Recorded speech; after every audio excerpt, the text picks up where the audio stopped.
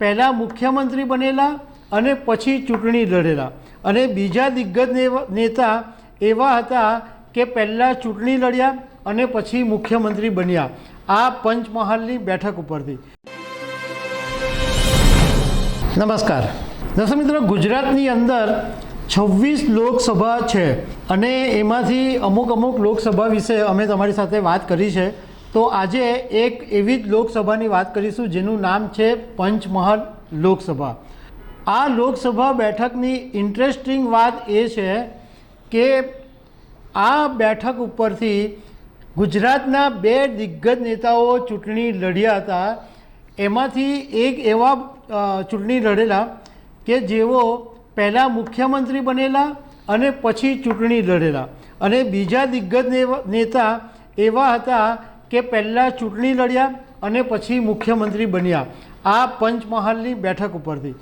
આ સિવાય બી ઘણા બધા ઇન્ટરેસ્ટિંગ ફેક્ટ્સ છે, તો એના વિશે તમારી સાથે વાત કરીશું। મારું નામ રાજેશ શાહ છે અને તમે જોઈ રહ્યા છો ખબરછે.com। દર્શક મિત્રો, પંચમહાલ લોકસભા બેઠક ઉપરથી ભાજપે આ વખતે રાજપાલસિંહ યાદવ નામના એક યુવાન અને નવોદિત ચહેરાને ઉતાર્યા છે। તો એની સામે કોંગ્રેસે ગુલાબસિંહ ચૌહાણને ઉતાર્યા છે, જે એક અનુભવી નેતા છે। હવે આ પંચમહાલ બેઠકની વિશેષતાઓ વિશે વાત કરીએ। ગ્વાલિયરના જે સિંધિયા રાજા હતા એમણે બ્રિટિશરોને આ ક્ષેત્રના જે 5 જિલ્લા હતા એ સોંપેલા હતા, એટલે 5 જિલ્લા સોંપવાને કારણે આ જિલ્લાઓનું નામ પડ્યું પંચમહાલ।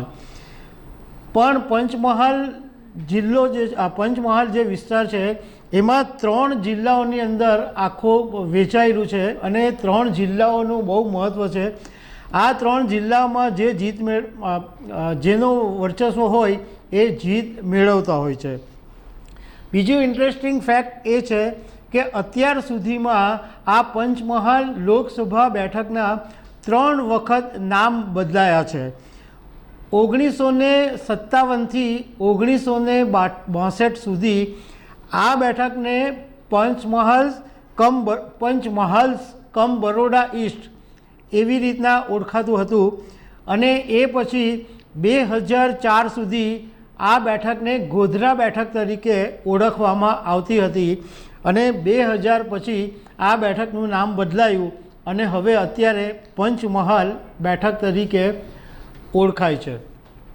છેલ્લી 3 લોકસભા બેઠકની જો વાત કરીએ 2009, 2014 અને 2019, આ ત્રણેય લોકસભાની અંદર ભાજપે જીત મેળવેલી છે। હવે જે તમને પહેલાં વાત કરી કે પંચમહાલ બેઠકની જે ઇન્ટરેસ્ટિંગ વાત છે કે 2 દિગ્ગજ નેતાઓ આ બેઠક ઉપરથી ચૂંટણી લડેલા, એમાં એક નામ છે હિતેન્દ્રભાઈ દેસાઈ અને બીજું નામ છે શંકરસિંહ વાઘેલા।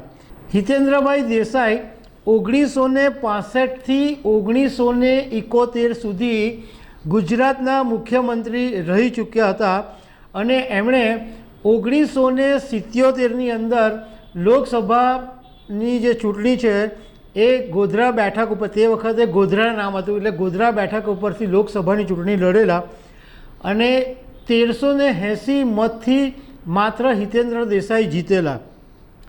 શંકરસિંહ વાઘેલા 1991માં ભાજપમાંથી આ ગોધરા બેઠક ઉપર ચૂંટણી લડેલા અને જીતેલા, પણ 1996ની અંદર ભાજપમાંથી શંકરસિંહ વાઘેલા ચૂંટણી લડ્યા પરંતુ હારી ગયા, અને ઓક્ટોબર 1996માં શંકરસિંહ વાઘેલા ગુજરાતના મુખ્યમંત્રી બન્યા હતા। એટલે એક મુખ્યમંત્રી એવા કે જે પહેલાં મુખ્યમંત્રી હતા હિતેન્દ્રભાઈ દેસાઈ અને પછી ચૂંટણી લડ્યા, જ્યારે શંકરસિંહ વાઘેલા પહેલાં ચૂંટણી લડ્યા અને પછી ગુજરાતના મુખ્યમંત્રી બન્યા। આ બંને ગોધરા બેઠક ઉપરથી લડ્યા હતા। હવે પંચમહાલના જે કુલ મતદારો છે એની સંખ્યા 18.94 લાખ જેટલી છે, અને એની અંદર જે મતદારોનું એનાલિસિસ છે એમાં ક્ષત્રિય બારિયા જે સમાજ છે એની વસ્તી 8.39 લાખ છે, એટલે કે સૌથી વધારે વસ્તી લગભગ 50% જેટલી વસ્તી ક્ષત્રિય બારિયા સમાજની છે। એ ઉપરાંત આદિવાસી જે વસ્તી છે એ 2.37 લાખ છે, મુસ્લિમ 1.38 લાખ અને અન્ય જાતિના જે લોકો છે એની વસ્તી 5.94 લાખ છે. તો દર્શક મિત્રો, આવી જે લોકસભાની જુદી જુદી બેઠકો છે એના વિશે અમે તમારી સાથે ચર્ચા કરતા રહીશું. Thank you very much.